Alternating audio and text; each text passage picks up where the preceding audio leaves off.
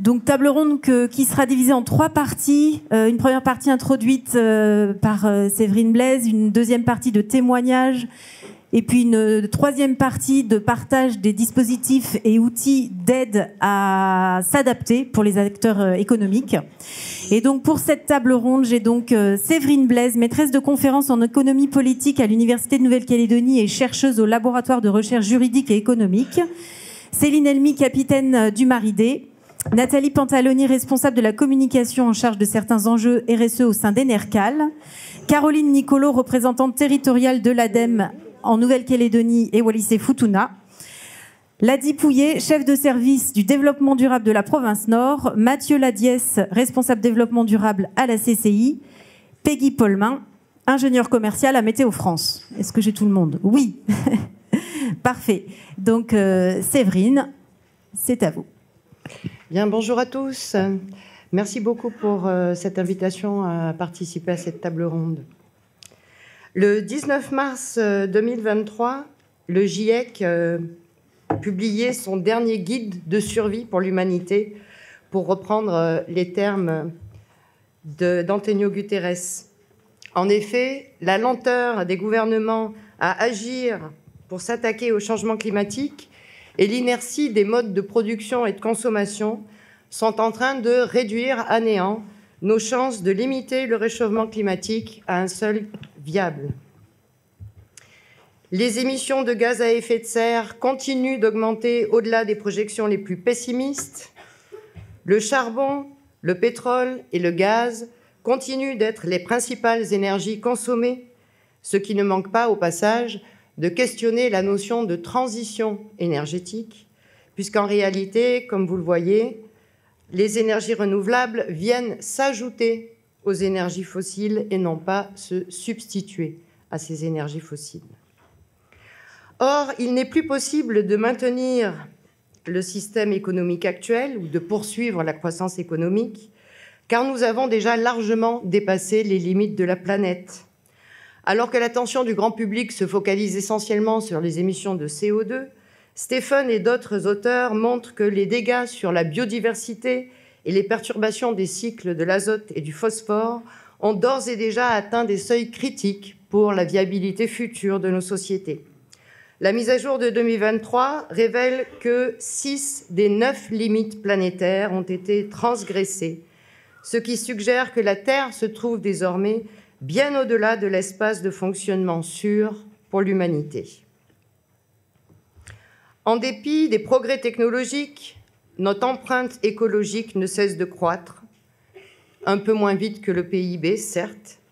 La raison principale tient à l'effet rebond. On parle aussi du paradoxe de Jevons, l'introduction d'une technologie plus efficace dans l'utilisation d'une ressource augmente la consommation de cette ressource au lieu de la diminuer.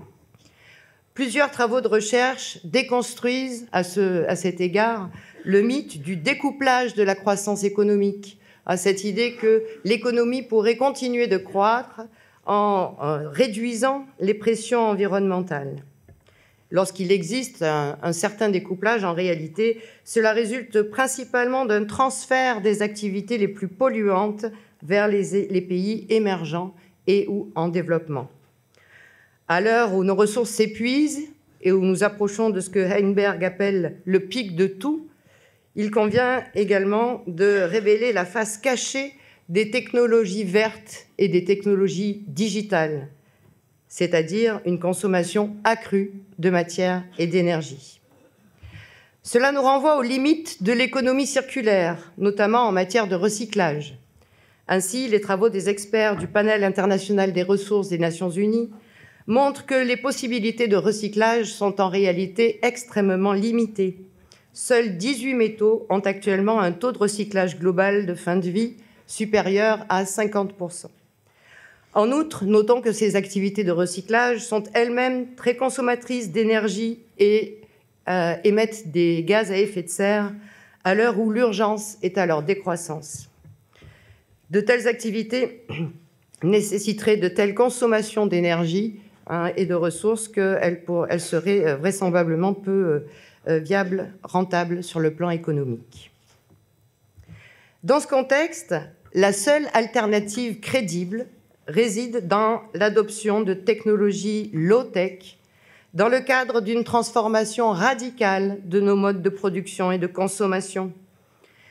Comme vous le voyez sur ce graphique, la Nouvelle-Calédonie n'échappe pas à ces tendances, comme le montre l'évolution des émissions de CO2 par habitant. La refonte des modes de production doit se faire dans une logique de décarbonation de l'économie, de sobriété énergétique, d'efficience écologique en lieu et place du critère d'efficacité économique, une refonte du système alimentaire qui permette d'assurer la souveraineté et la sécurité alimentaire du pays, mais aussi l'accélération des plans d'adaptation, de relocalisation en travaillant sur un statut de réfugié climatique. Alors, quels sont les secteurs qui vont être le plus impactés ? Malheureusement, on manque d'études approfondies à ce sujet, dans le cas précis de la Nouvelle-Calédonie. À l'évidence, les secteurs de l'agriculture, la pêche, l'aquaculture vont être directement et très fortement impactés. La seule étude dont nous disposons montre au niveau régional, sur le cas de la pêche du thon, que la redistribution du thon induite par le climat menace de perturber les économies insulaires du Pacifique, avec une diminution significative des captures et des pertes annuelles estimées à 90 millions de dollars US.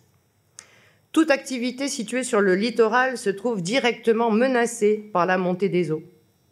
Les événements climatiques extrêmes sont également susceptibles de perturber le secteur des mines et des industries extractives. Enfin, les travaux plus récents qu'évoquait mon collègue Christophe Menkès tout à l'heure, les travaux de Dutheil, Menkès et d'autres chercheurs prédisent une baisse de 20% des précipitations d'ici 2080-2100. Il est donc crucial que les politiques publiques préparent soigneusement ces plans d'adaptation territoriaux pour faire face à l'accélération des changements globaux et aider les entreprises dans cette urgente transition. Merci de votre attention.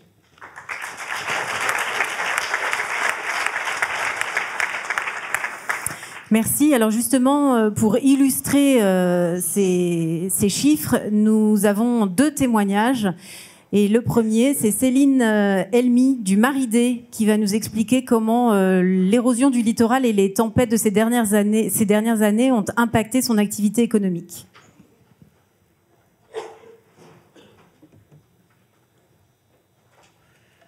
Bonjour à tous. Donc le Maridé est une société familiale qui organise principalement des liaisons sur le phare Amédée depuis 1981.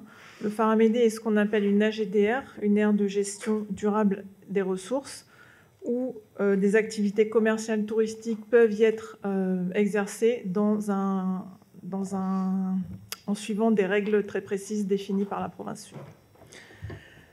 Suite aux plusieurs crises que nous avons traversées, donc la crise du Covid requin, notre fréquentation est à peu près de 35 000 visiteurs par an.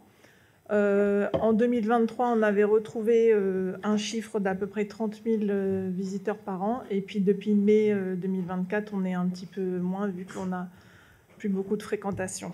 Notre clientèle est principalement 50% des touristes et croisiéristes et 50% de clientèle locale. Donc sur ces photos aériennes, on voit bien donc les changements de la forme de l'îlot. Ce qui est très intéressant, la partie dont on parle aujourd'hui, c'est le restaurant, c'est-à-dire le côté est, entre la digue et le ponton. En 1998 avait été créée une digue qu'on voit sur les photos parce que la pointe de l'îlot avait complètement disparu à l'époque. Donc les dernières 25 années a vraiment permis de ramener de la plage et une pointe sur cet îlot, même si aujourd'hui on pense que cette digue arrive à ses limites. Encore une fois, ces constats sont faits uniquement parce qu'on est présent sur l'îlot quasiment tous les jours et on voit bien la différence et les changements qui s'y passent.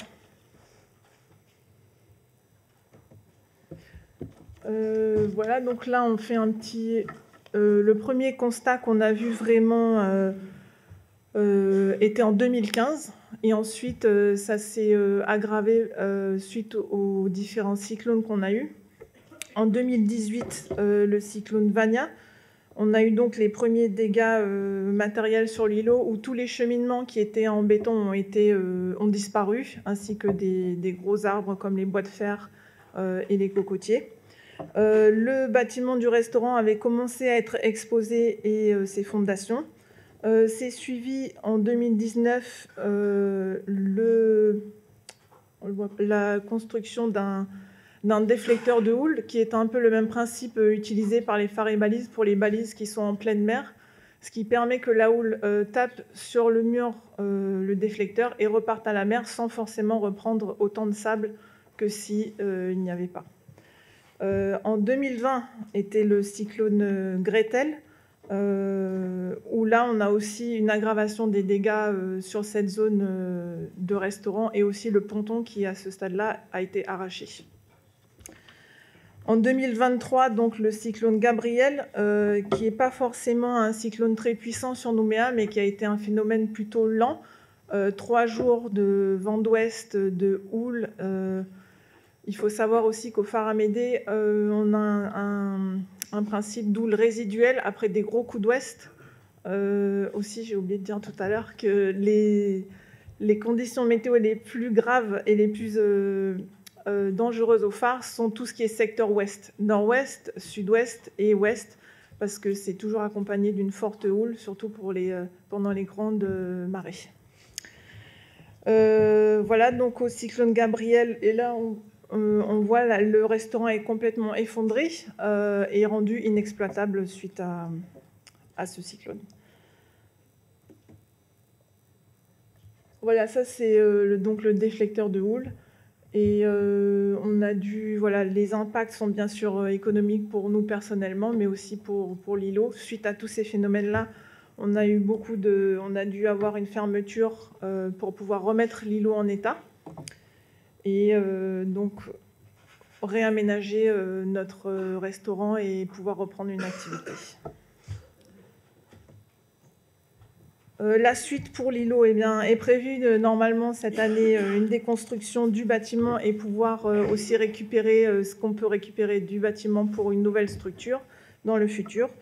Et puis aussi, c'est de ne pas forcément lutter contre le changement climatique, mais trouver des solutions pour continuer de vivre ensemble avec les conditions et les conséquences du changement climatique. La dégradation de l'îlot c'est pas seulement négatif pour l'entreprise puisqu'on est sur place tous les jours, mais aussi pour la Nouvelle-Calédonie, puisque le phare Amédée est un support qui est beaucoup utilisé dans la promotion de la Nouvelle-Calédonie et qui fait partie du patrimoine mondial de l'UNESCO. Donc voilà. Il faut à tout prix préserver la beauté de cet îlot. Merci.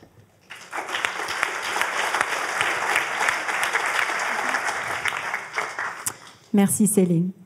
Alors nous allons poursuivre avec Nathalie Pantaloni d'Enercal qui va nous présenter comment Enercal du coup se prépare à anticiper les impacts du changement climatique sur l'électricité calédonienne.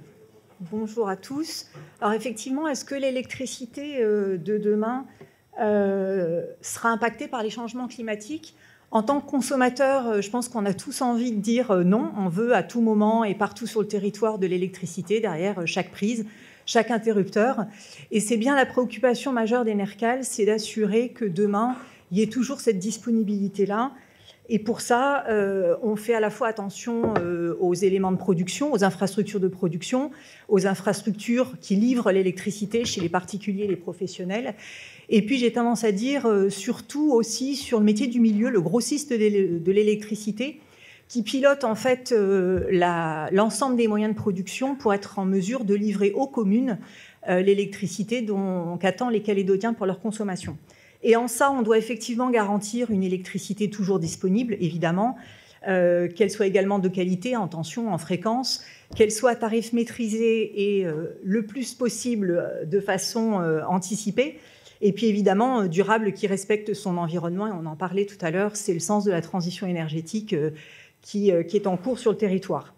Alors les 3 grands impacts majeurs des changements climatiques que sont notamment la hausse des températures, elle va évidemment avoir un impact sur les consommations.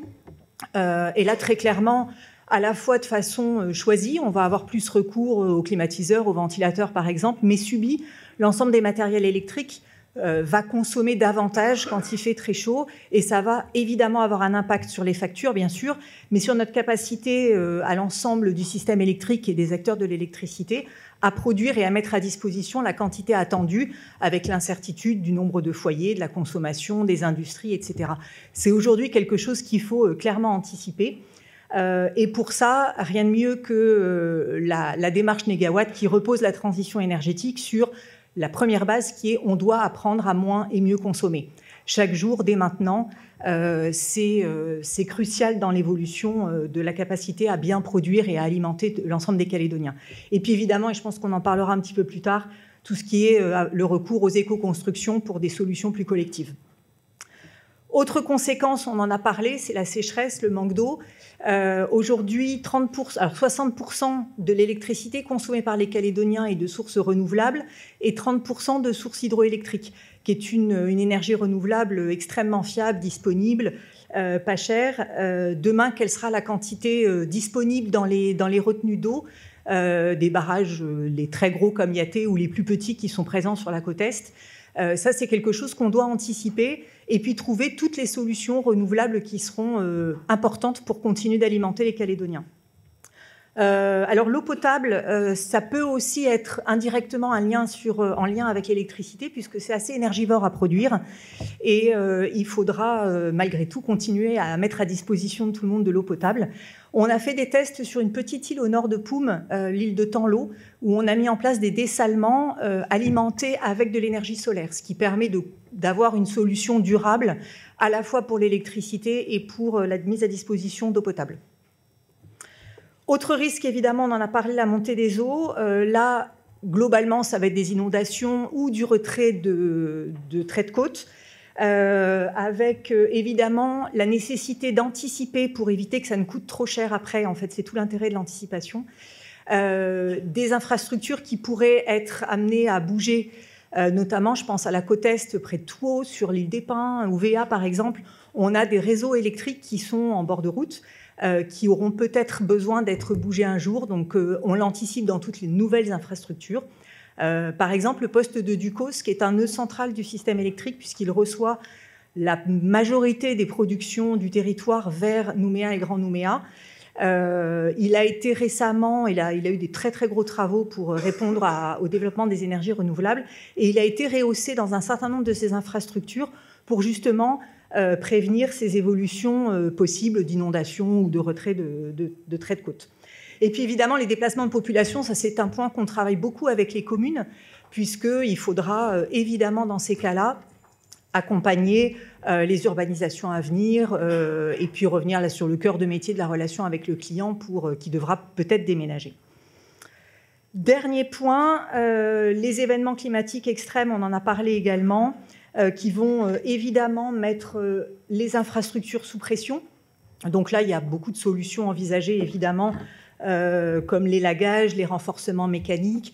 Et puis, on vise à enfouir un certain nombre de réseaux dans les très cœurs de ville, là où il peut y avoir des lieux de vie alimentés avec des reprises de groupes pour pouvoir maintenir une sécurité des populations et une situation sanitaire importante dans les cas d'événements cycloniques majeurs. Et puis, évidemment, les coupures. Qui dit cyclone potentiellement de plus en plus fort, dit des coupures possibles parce que forcément, il risque d'y avoir des choses qui vont tomber sur les réseaux. Notre capacité à tous, avec le matériel disponible en Calédonie, à rétablir dans des situations rapides. Et là, on a effectivement, comme je l'évoquais, des capacités à intervenir pour remettre dans des lieux de vie une alimentation de secours.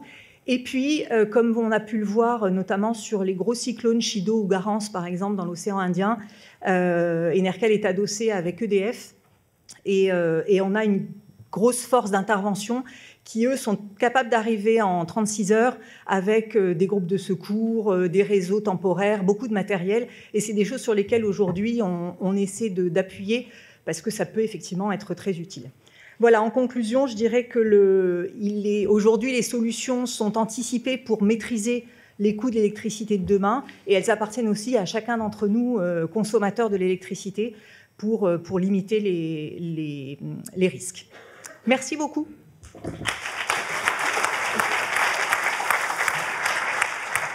Merci pour ces témoignages. Alors justement, maintenant, on va passer à une présentation des dispositifs d'aide pour s'adapter. Et donc, nous démarrons avec Caroline Nicolo qui va nous introduire ces dispositifs accessibles aux acteurs calédoniens. Merci Swazik. Bonjour à toutes et à tous. Et je remercie le gouvernement calédonien pour l'organisation de ce deuxième forum sur le climat. Donc moi, je vous propose la sobriété. Je n'ai pas prévu de diapositive, en fait, pour les 2 minutes 50 qui me restent. Je voulais vous prendre un tout petit peu de hauteur pour vous parler, en fait, du contexte national, l'Agence de l'environnement et de la maîtrise de l'énergie. Nous sommes un établissement public de l'État. Pour vous rappeler, en fait, que la France a adopté son PNAC 3, Plan national d'adaptation au changement climatique, donc numéro 3, en mars de cette année, donc ça fait pas très longtemps, pour se préparer à une France à plus 4 degrés en 2100. Nouvelle-Calédonie, on a vu tout à l'heure, plus 3 degrés, bon, plus 3, plus 4 en tout cas, c'est énorme. Donc dans le cadre de la publication de ce PNAC 3, il y a à peu près une cinquantaine de mesures qui, en gros, visent à planifier progressivement, on va dire, avec des actions concrètes sur le terrain, les territoires, en particulier les territoires qui ont des enjeux spécifiques, donc les zones de littoral, bien sûr, les zones de montagne, les forêts, les zones qui sont très marquées par une empreinte agricole très forte, et tous les secteurs d'activité économique, quels qu'ils soient. Alors, comment se finance ce PNAC 3 ? Alors, c'est intéressant parce que, en fait, il y a plusieurs outils. Il y a notamment le renforcement du fonds Barnier. Le fonds Barnier ne s'applique pas en Nouvelle-Calédonie. On compte aussi beaucoup sur les agences de l'eau. Les agences de l'eau n'existent pas en Nouvelle-Calédonie. Et également le renforcement du fonds vert. Alors, je veux dire un mot sur le fonds vert, car il s'applique en Nouvelle-Calédonie. Donc, le fonds vert vise à renforcer et accélérer la transition écologique dans les territoires. Alors, je vais vous passer les détails. En gros, il y a 3 axes. Il y a le premier axe qui concerne plutôt l'atténuation du changement climatique. Donc, c'est plutôt réduire les consommations des énergies fossiles. Et on retrouve des actions, notamment de maîtriser la consommation d'énergie pour les communes, rénover l'éclairage public, etc. L'axe 3, plutôt des mesures sur la biodiversité, enfin, sur le bien-être.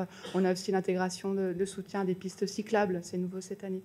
Voilà. Et l'axe 2, qui porte sur l'adaptation au changement climatique, qui a été renforcé en 2025 avec des nouvelles mesures de lutte justement contre les inondations, contre les incendies, contre les cyclones, contre le recul du trait de côte et la renaturation.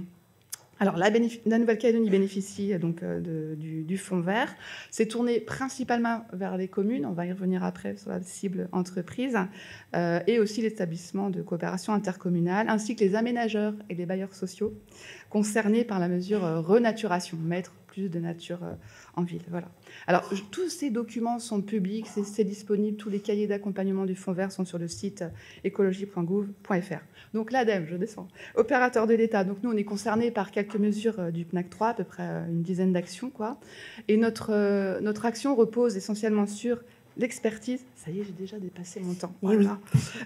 La méthodologie des soutiens aux actions. Et en gros, nous, on travaille sur tout ce qui est le bâtiment, le cadre bâti, la planification territoriale et également en faveur de la cible acteurs économiques. Donc, en résumé, pour la cible des collectivités, on a développé un outil qui s'appelle TACT, Trajectoire d'adaptation au changement climatique des territoires.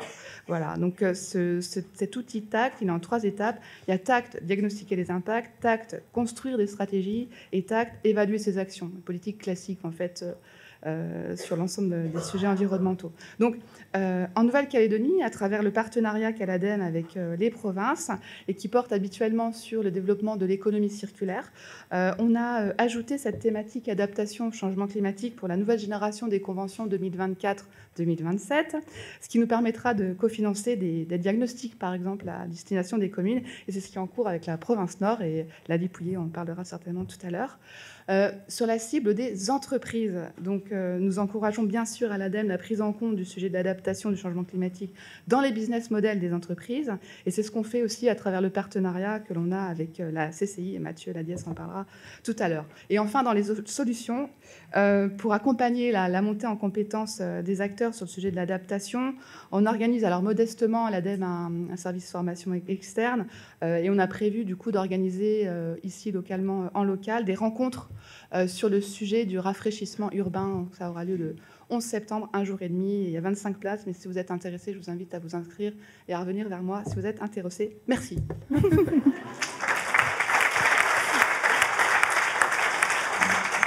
Voilà, ça a été un parti pris de l'équipe organisatrice de vous donner beaucoup d'informations. Tout ça est extrêmement dense. Notez surtout les personnes et les contacts des gens à retourner si vous avez des questions plus spécifiques. Donc maintenant, Ladi Pouillet pour la province Nord. Comment la province Nord a intégré le verdissement dans ses aides?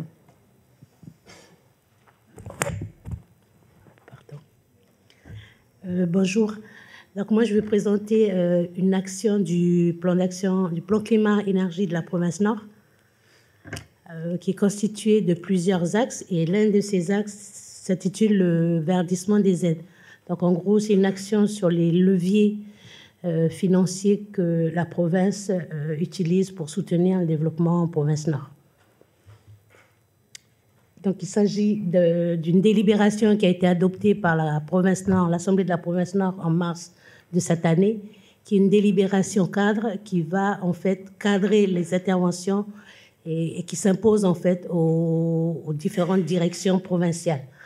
Donc elle est composée, elle institue 5 axes stratégiques. Donc, le premier axe concerne le conditionnement des aides existantes pour limiter les émissions de gaz à effet de serre. Donc c'est un travail sur les aides qui existent, pour notamment travailler sur les critères d'éligibilité et les modalités et contrôle de suivi. Un deuxième axe qui est le renforcement des aides existantes qui appuient la résilience climatique. Donc, il s'agit là de valoriser les aides existantes qui intègrent déjà les enjeux climatiques. Il s'agirait aussi de renforcer ces aides en soutenant, majorant ou surmajorant les projets destinés à l'atténuation ou à l'adaptation au changement climatique. Le troisième axe, donc, il s'agira ici de créer de nouvelles aides qui intègrent les enjeux climatiques. Donc, ce seront des aides spécifiques destinées à l'atténuation et à l'adaptation au changement climatique. Par exemple, lancer des appels à projets. Le quatrième axe, il s'agira ici de promouvoir l'évolution de la fonction d'aide, notamment par le partage et la promotion de la politique climat-énergie, le renforcement des coopérations, le développement de cadres réglementaires, puisque le travail sur les leviers va impacter forcément des normes, le renforcement de la sensibilité, donc là, des campagnes de communication sur les enjeux et l'engagement climat, et le suivi de l'impact des aides financières et du respect des engagements. Et enfin, un axe 5, où là, il s'agit de travailler avec la Nouvelle-Calédonie à rechercher sur les compétences qui relèvent de la Nouvelle-Calédonie en matière fiscale, de déploiement d'exonération de taxes ou de mesures fiscales incitatives à l'atténuation ou à l'adaptation au changement climatique. Donc voici les mesures qui ont été prises dans le cadre du plan climat-énergie de la province Nord. Merci beaucoup.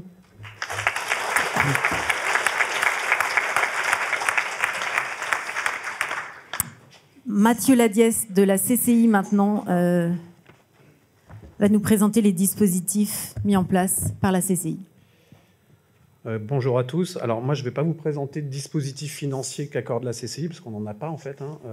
En fait, on travaille en partenariat effectivement avec l'ADEME, qui nous soutient sur le sujet. Et alors nous, c'est quand même un nouvel axe au niveau de la Chambre, de travailler sur l'adaptation au changement climatique.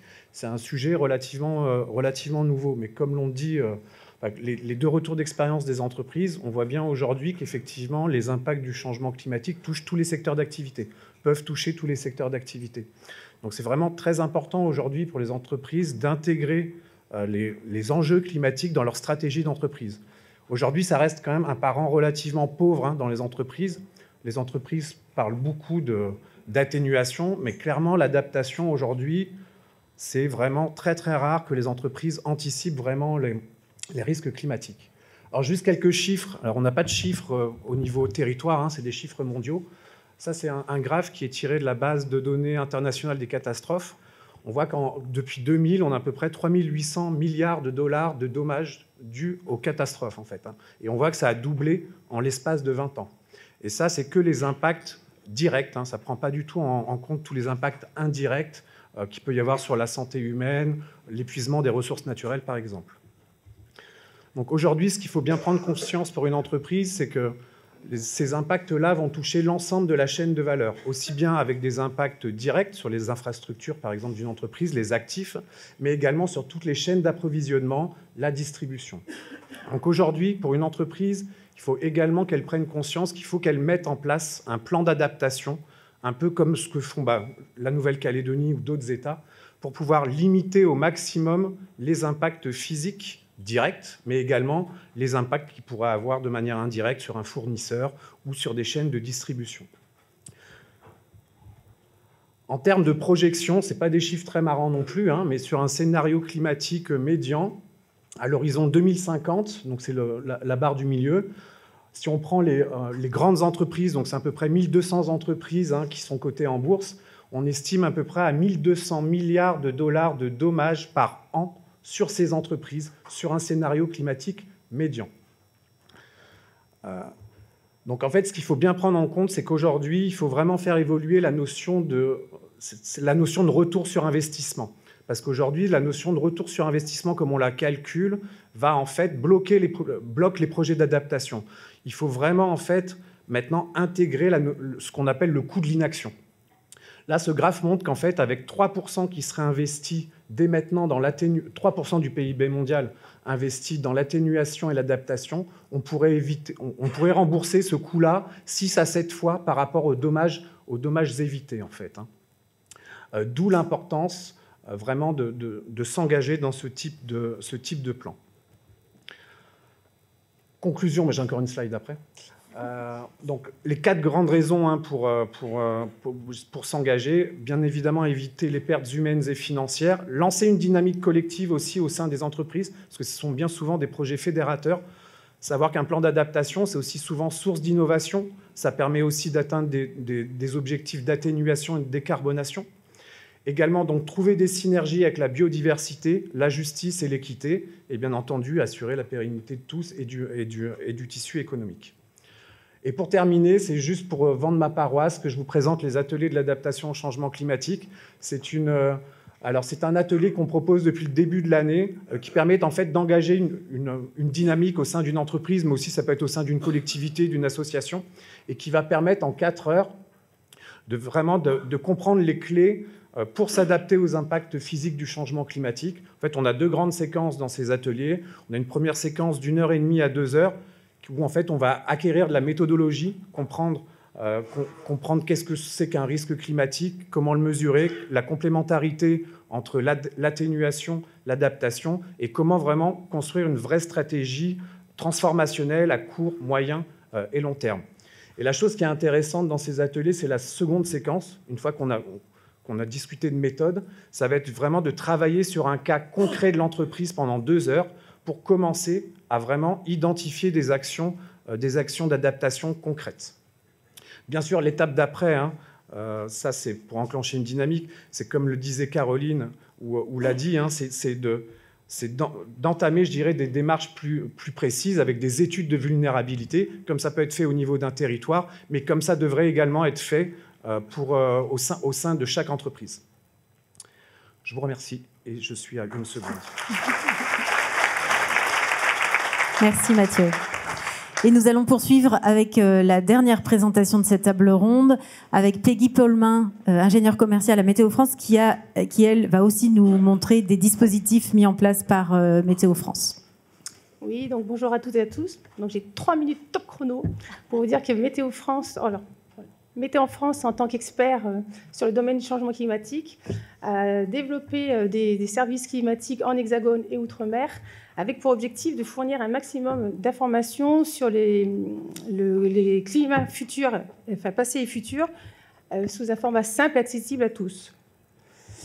Donc l'idée, c'est qu'on part des données du projet CLIPSA pour alimenter un projet Météo France national qui s'appelle SOC Outre-mer, qui permettra ensuite de développer des services climatiques pour la Calédonie. Donc, en quoi consistent ces services? Donc là, d'abord, bon, j'ai pas le petit... Là, ça marche. Eh ben non. Eh ben, voilà. Si, ça marche. Bon, j'insiste. Et oui. Donc là, on a déjà à disposition un portail qui s'appelle DRIAS. Donc, il y a un portail d'accès libre à des projections climatiques qui sera notamment mis à jour avec des données haute résolution pour 2025.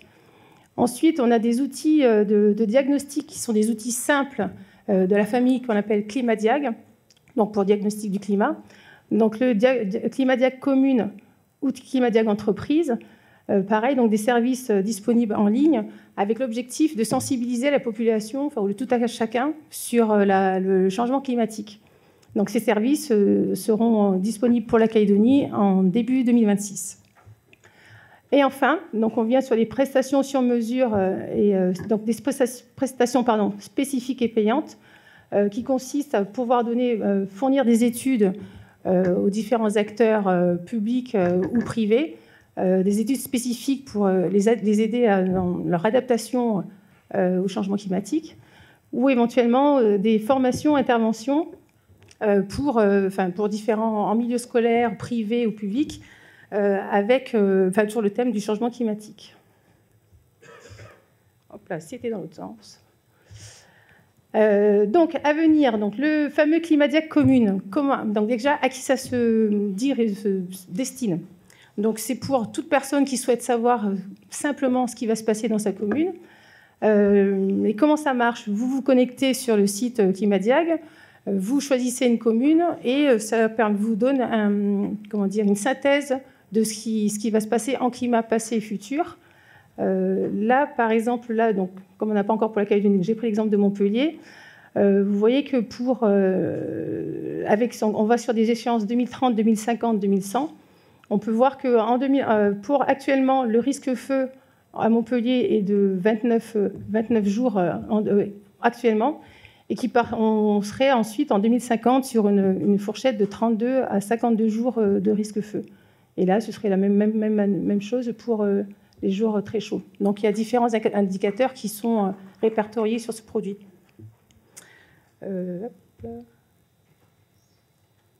Et donc là, le ClimaDiag entreprise, donc là, à qui ça s'adresse aussi à tout le monde, mais particulièrement les entrepreneurs et salariés, avec l'idée de les sensibiliser, qui se posent la question comment ils sont sensibles aux différents aléas climatiques.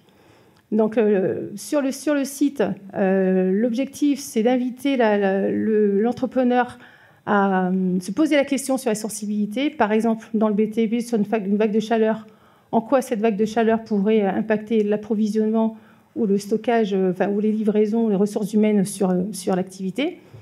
Et une fois que vous avez rempli tous ces aléas, vous pouvez télécharger une synthèse, et donc il vous donnera un bilan sur les impacts négatifs et positifs de votre activité. L'objectif étant plus tard, après, de pouvoir vous réfléchir à ce qui va se passer chez vous et pouvoir mener des actions en conséquence. De toute façon, le plus simple, c'est de vous inviter à venir au stand Météo France pour une simulation en direct des différents produits.